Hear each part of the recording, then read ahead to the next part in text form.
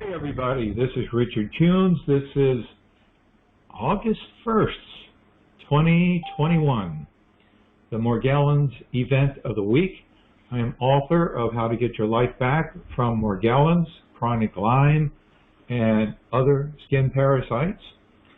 With me on the call is my co-host Robin and our new coach Megan, and not with us today is Ethel, our greeting coach. We hopefully she'll be back next week. We miss her. The beginning segment just isn't the same without her. So the subject for today is something rather interesting because, and that's the order, the best order to attack Morgellons. You know, Morgellons isn't just something that you take a pill and get rid of. It by itself isn't that complicated, but once you have it, anything else you have makes it so much more difficult to get rid of it. And the order in which we do this can make a big difference in how quickly you get your life back.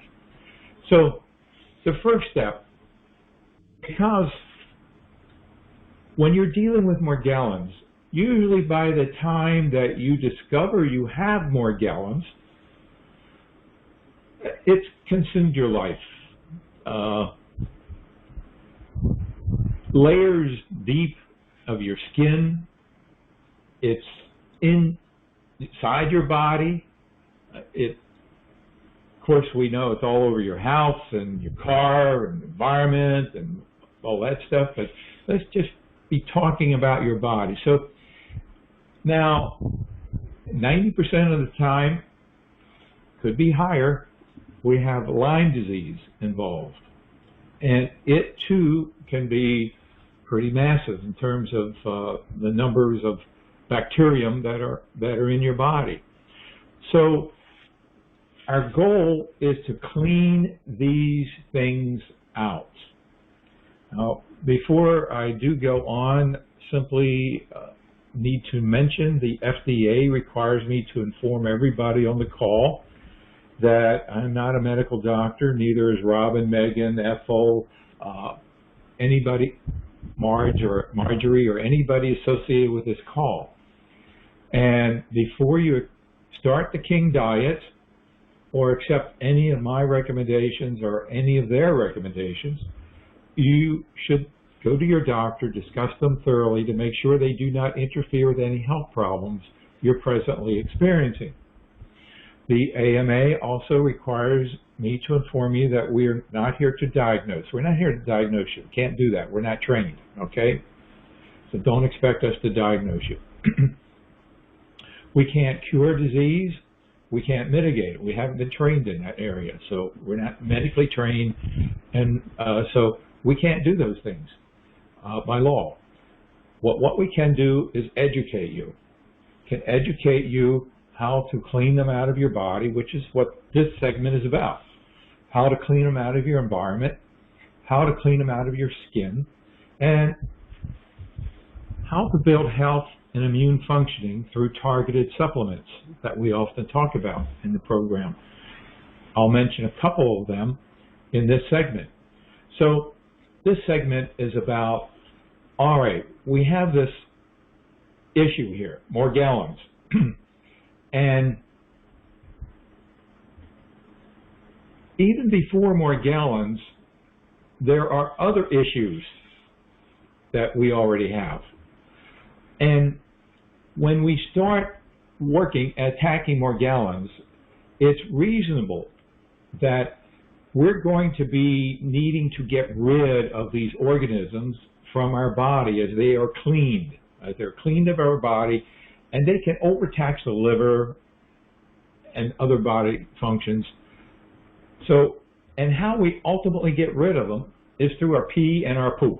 All right, that's it, pee and poop. So it's number one is to take a look and see what we can do to get the poop working so that we can evacuate and then we can pee them out, because that's how they're going to leave our body. as they're discharged from our body. So there are different ways. The update that went out today, I refer you to that. It's more in depth than I intend to get into in this call, but basically things like consuming diatomaceous earth. Now that has two benefits, and the second we'll talk about in a moment, but that helps get things moving. Sometimes the magnesium products can get things going, and there's also over-the-counter things like Colace is also a stool softener, and it also helps with constipation. I've asked people to leave their 4 numbers, that if anyone would like to share your experience and how you got things moving, please do so in a few moments. When we open up the lines, you can share your experience. I'm not really an expert there, but it is important to get the poop going and get things moving so that you're not constipated for 3 to 4 days. I mean, I've talked to people that haven't had a movement for a week, and I say, how can you possibly do that? I go like 3 times every morning. You know, how can you possibly consume food and not evacuate for an entire week? It blows my mind, but we need to get things moving. The second step is to deal with internal parasites. Oftentimes they're helminths, they're nematodes, flatworms, pinworms, tapeworms, those kind of things. Now, you might say, well, I don't have any. Well, that's bull, because the bottom line is if you walk and talk and breathe, you've got internal parasites. Doctors don't focus on them. Veterinarians do, but we don't go to veterinarians. We go to doctors, and doctors, for some reason or other, just totally ignore that. They never check the stool to see if there are any parasites there. But get that, if you haven't been on a protocol to get rid of them, they are in your body, and it's important to get rid of them. Now, there are typically things like wormwood and black walnut hull that people take. Well, in our case, with Columbella, springtails, snow fleas, that actually feeds these organisms. And so that doesn't work too well with us. And from what I see in evaluating the questionnaires, basically it used to be like 50-50. Now it seems about 90% of the questionnaires I evaluate, the people are also dealing with Columbella. As what, the people of Morgellons are dealing with Columbella. So black walnut hull and wormwood, forget it. So back to what we do is recommend, number 1, diatomaceous earth. 1 teaspoon on an empty stomach 2 times a day. Good for starters. There's a more aggressive protocol, if you like, in the blog. 8 ounces of water, though, right? Oh, yes. Water. Oh, yes, I missed that one, too, because, yes, thank you. To get the pee and poop going, water, 8 glasses, 8 ounces a day. I mean, you drink a lot of it. That's one thing that many people miss, and that is important. That's number 1 to get movement going is hydrate. Drink plenty of water. Thank you, Robin. So you're drinking the water and the diatomaceous earth. Now, a couple of years ago, some people who were experimenting actually started consuming Nature's Gift and found that it helped. Well, Nature's Gift, what is it? It's basically liquid carbon. It's basically like taking charcoal, only thing it's in liquid form. And so I went ahead and developed what we call our mouthwash, which is a more concentrated form of Nature's Gift than, say, the body wipe is, with cinnamon and some peppermint and some ionic minerals in it, so that you can use it to clean your mouth and then swallow it. And that is another thing that will start moving things, these internal parasites, out of your body. The third thing is to utilize the fenbendazole. You get the Fenben from the same people that you get the Lefiniron, and if you don't have the link or know where to get it, you can email me, or if you have completed the questionnaire, then you'll get the information in the recommendations that I send you where to get the fenbendazole. In fact, those three things is basically what I recommend. Now, interestingly enough, somebody just emailed me, Marge emailed me yesterday and saying that some other protocol says that Diatomaceous Earth may interfere with the utilization of fenbendazole. Well, this is all kind of new to me, and the reason being that the Diatomaceous Earth is made of silicon dioxide, and it could absorb the Fenben. I don't know. I just heard about that. So say the jury is out on that one. I have to look more into that.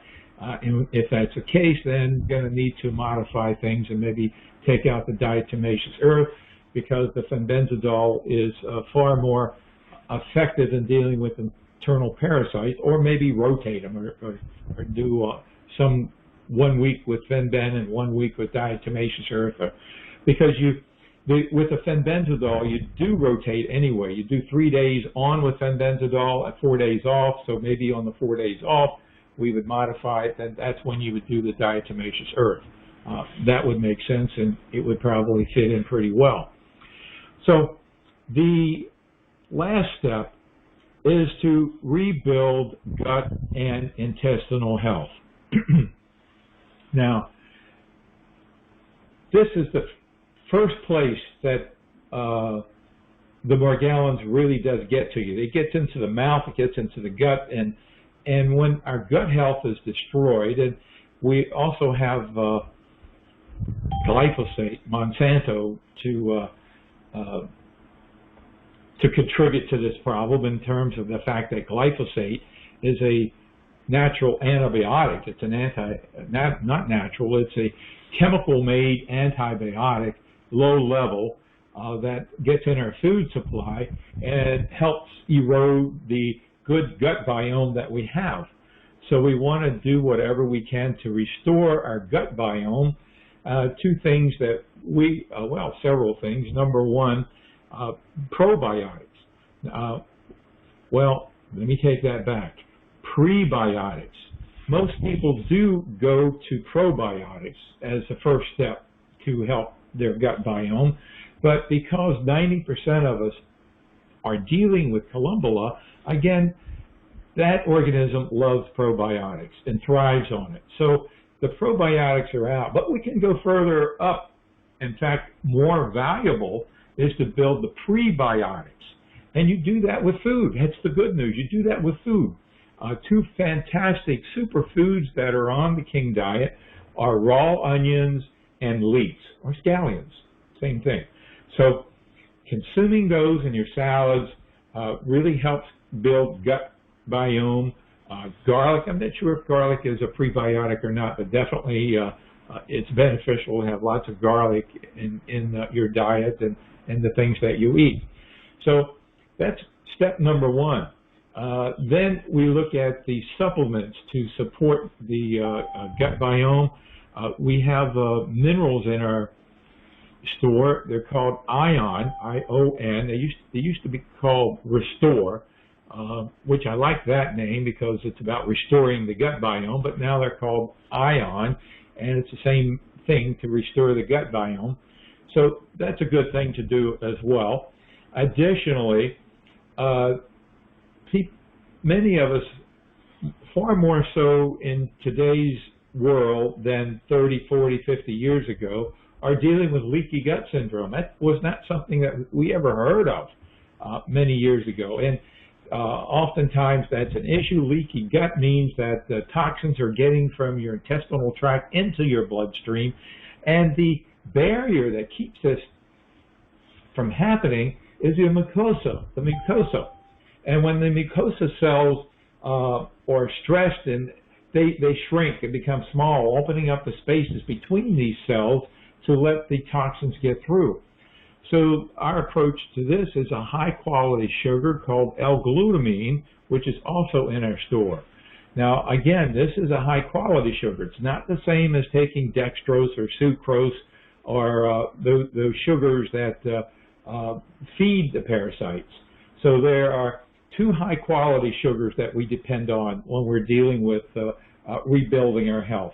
L-Glutamine for the mucosa, and mucosa are also located elsewhere in your body. They're just not limited to the gut, the nasal passages, blood-brain barrier. So it is a sugar to close up those junctures, so the leaky gut may be minimized or eliminated. The other natural sugar is D-ribose, and that is in the formula for with Max 1 to build glutathione in the body, which is definitely something we all should be doing, but it's not necessarily what we're talking about in building intestinal health. But that D-ribose is a high-quality sugar, not like dextrose or sucrose, but a high-quality sugar that feed the mitochondria in every cell of your body. So in some respects, I guess I take that back. Let's do the glutathione, because the mitochondria are also in the mucosa cells. And if they're not happy in the mucosa of the mitochondria, the cells expire prematurely, they're not modulated, they burn up quickly.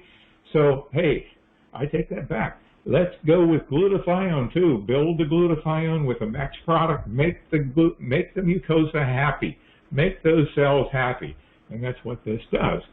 So that is the basic 3 steps to take to make sure you're taking to attack the issue of getting your life back for Morgellons. Now, while you're doing this, and if you're with Lyme disease or things like that, again, we talked about the basic protocol in the last session about utilizing the multiple vitamin, the minerals that we have, because they are compatible with the diet. You know, I don't care where you buy your stuff, but this is the only multiple vitamin that I know that's compatible with the diet, wherever you go.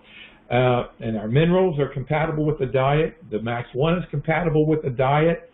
The other sources of glutathione, even our nanoglutathione, if you take it, you have to spit it out. It's got orange oil in it, and so after you have it in your mouth under your tongue for a minute and a half to absorb the glutathione, you would spit it out. But the Max 1 actually gets into the cells, not just the bloodstream, but into the cells where it makes the most value, the most punch, for your the biggest bang for your bucks, as they say.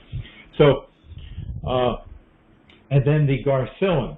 We talked about that as a natural antibiotic, and that's the basic protocol for building your immune functioning if you're dealing with Lyme disease. So when you're dealing with Lyme disease and Morgellons and you're taking Max 1 and you're taking garcillin, and then if you go for treatment that involves antibiotics, which we talked about the last 3 times, you may not need it if you build your immune functioning and health. Problem is, you're going to be dumping a lot of junk, and this is why we're talking about getting the poo and the pee, because this poop and the pee going, because this garbage has got to go somewhere. And if it doesn't, then it's going to build up in the body, and you end up with what are called detox reactions or Hertimer reactions, which can be deadly if they're not dealt with. So most people, or most LLMDs in their treatment, when they hit this area, when the patient hits the point of detox, they stop the treatment and give it a week or 2 for things to get back to normal, which is a big mistake, because when you stop the treatment, it gives the spirochete, the Lyme organisms, opportunity to morph into another form that will be resistant to the antibiotics when they are continued a week or 2 later. To head this off, whenever you're dealing with Garcillin, Max 1, or anything that might create a detox reaction, you want to protect yourself from the get-go. And there are two ways of doing it, and one is you can get zeolite from Amazon. We don't have it in the store, but you can get it from Amazon. I hate Amazon ever since that guy goes up into space and says, hey, thank you for the trip. I enjoyed your trip because all you good guys spent all that money and supported my businesses. Well, and then the other option, which is probably a lot more healthier and a lot more effective, is to minimize detox reactions by utilizing, which is another thing that we want to do for gut health, which I didn't mention yet, and that is digestive enzymes. Digestive enzymes. In the store we have Agro Relief. We also have Fluorocore. But Fluorocore's got probiotics, so we don't do that unless you absolutely know you're not dealing with Columella, it's only Morgellons, or until you reach middle or stage 2 of the diet. And if you're dealing with Columella, then you can introduce the probiotics. But the safe one is the Agro Relief. The other thing that you take is amino acids. So we also brought in, just for this reason, the complete formula of amino acids. So by mixing those two together, then you're pretty well protected against a detox reaction, breaking up your attack on these organisms. So if anybody has any questions, or if you would like to share, we can open the lines now. I had asked earlier if anybody has anything that they've done to beat their constipation issues, because that oftentimes is a big problem. Like I said, people sometimes go almost a week without an elimination, which is not good. Anyone like to share or ask a question? Megan, Robin, either of you have anything to add to that? I do. Yeah, I found that a cleanse using the Diatomaceous Earth and baking soda, starting with a half a teaspoon of each in 8 ounces of water and building up to a tablespoon of each over a 10-day period, created an intense cleanse and solved constipation. And then you stop and you just go back to a small amount daily.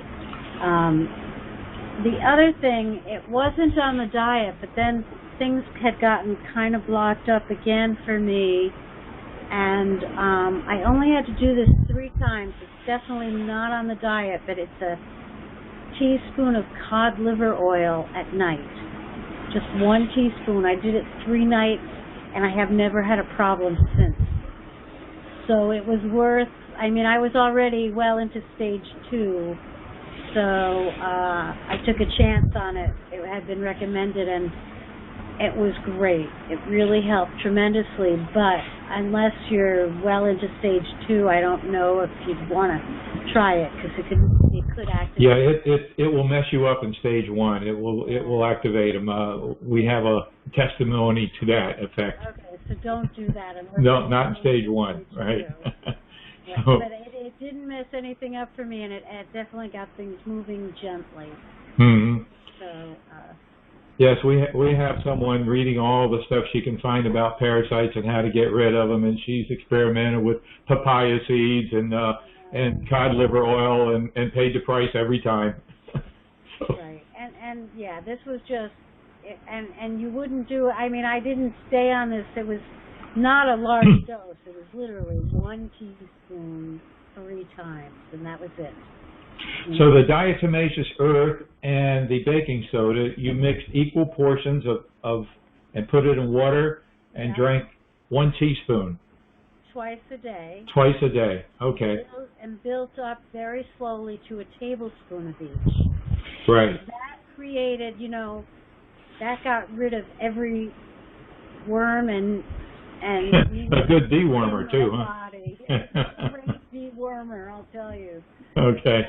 Yeah. I haven't had a problem with worms since then.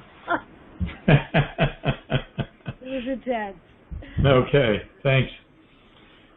Megan, anything for you to share? No, I think I'm fortunate because I didn't have those issues, so I don't know, I did start taking the enzymes and stuff, really, that could be why. Okay, great, thank you.